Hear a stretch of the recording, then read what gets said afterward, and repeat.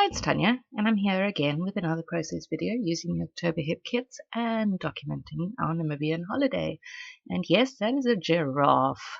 You would have thought that that whole debate that we had a couple of weeks back about how do we use a giraffe on a layout, you would have thought I should have kept it to use on this one. But at the time, I wasn't planning on doing my Namibian trip, so I used it in other ways. This is a funny story, actually. Because, okay, I'll get back to my funny story. But you'll have noticed that we've come in after I've done the background.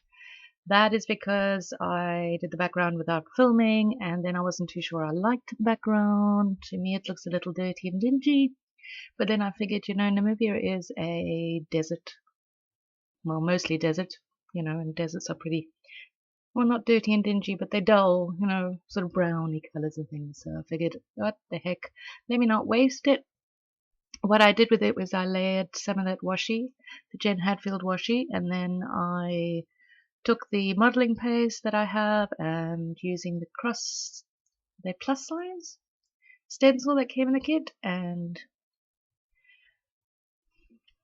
texture paste over that, allowed that to dry, and then took some of the watercolor pencils and tried to make it look sort of pretty, and then didn't really like the orange so much, so then I added some of the green, and well, the end result is not too bad, but I must say the background is not the greatest mixed media in the world. So, back to the funny story. We had finally arrived at our destination. My previous video showed the entrance to Etosha, where we were staying, and as we got in, what do we see? The first thing we see is this cute guy lolloping along, and we said, follow him. poor hubby. He said, no, we'll see plenty of giraffe. Let's get to where we need to be. Let's get to our campsite and set up the tent, and then we can do it. And heck no, we're having none of that. Please, we want to follow the giraffe. I mean, it's been several days. We're excited. We've got to the camp. We want to get photographs of these animals. So he kind of played peekaboo with me through the bushes and the trees there. But he's cute. So yes, suffice to say, by the time we reached our campsite, it was getting rather dark, and so we had to set up in the dark. But we probably were not the most favourite people in the world. But you can't fault us for enthusiasm. We really did want to follow this giraffe wherever he went. But giraffes are cute. I mean, to see them in the wild is quite incredible. With their long necks and their ungainly gait, and they're just too cute. So my title is totally sidetracked by a giraffe, and I had a look at it. I don't want use the different fonts and the colors, but you'll see I changed my mind on the font for giraffe. I changed it back to those sort of coal color. I can't remember where they come from. Anyway, I changed it around because you couldn't really read giraffe clearly, and I wanted to see it. I think it works better this way because it's more not uniform, but it tracks better, perhaps, being like that. Anyway, waffling. So I now have my title, and I have a couple of embellishments up the top there. There's some more puffy stickers from Cedar Lane, and then that it didn't work. It says hello on that little banner, but I do end up putting a hello there because I figured it was like hello, totally sidetracked by a giraffe. There you go, you see there. So that's what I'm going for with that. And those are clear acetate pieces from, again, the Cedar Lane ephemera pack.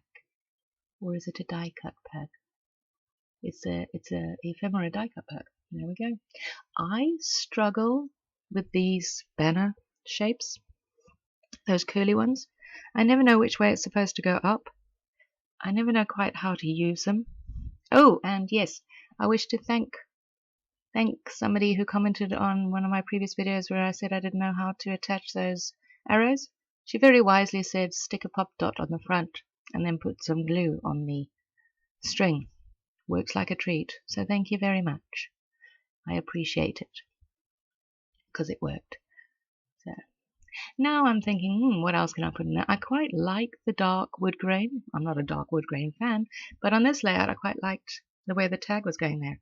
Now I thought, no, okay, get rid of that banner because we don't know what to do with that. And because we want to conserve things, because it's not like we don't have a gazillion pieces in this die cut pack, so, I cut off that bit so it didn't go to waste. Can't remember if I used it. Now I wanted to bring a bit of that gold up there because I've got gold jutted around. I think I do later on. And I know a lot of us always go on about how we can't use the American spelling of favorite because we don't spell it that way.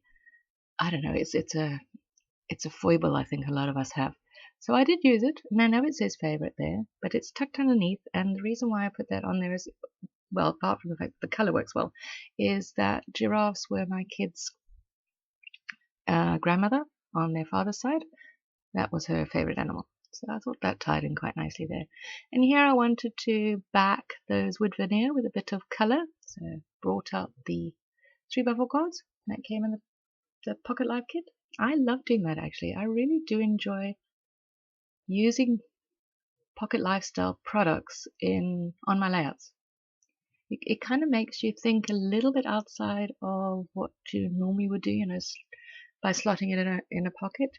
You kind of look at it and you think, how can I use that differently, or how can I maximize the usage out of that PL card on my page? And because this kit is very Thanksgiving-y, themed, sort of, I know it's fall themed, but it's got a lot of thanks and gratefuls in these products. And whilst I was grateful to go on holiday, always grateful to go on holiday, they don't really tie in too much with what I'm scrapping. So I kind of think of other ways to use them, because I like to use it. I try to use most of my products that I get in the kits. I do say that I have rather a lot, which is piling up. So I'm kind of thinking of setting myself a goal to use stuff up while I'm still excited about it.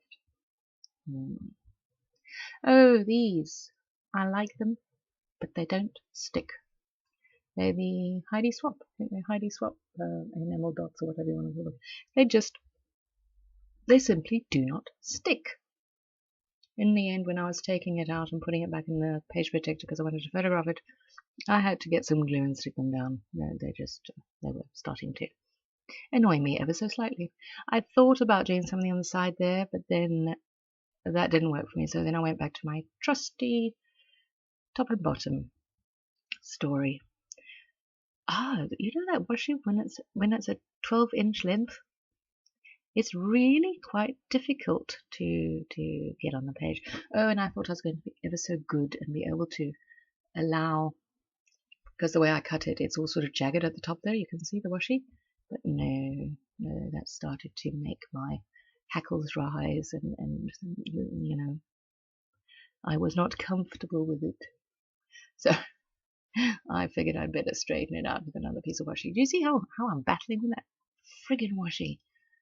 I don't know, I was having one of those days there, the glue falls over, just everything. Didn't matter what I was doing, something went wrong. There was the washi sticking to me and not going down, or things falling off. It just didn't work. Oh, and here I figured I'd do some splatters. Well, obviously not with that brush, because that didn't work at all. But then, see, one of those days, couldn't get the water out of there. Oh, it was a disaster. But they work quite well. You'll see. Okay, I'm really nicely getting a colour which I figure goes nicely with that hello heart there. Look at that. Splatters everywhere. Quite amazing. So, I was kind of chuffed with that. And there we go. There's my layout. So thanks for watching, and stay tuned for the next one. Hope you have a wonderful day. Bye.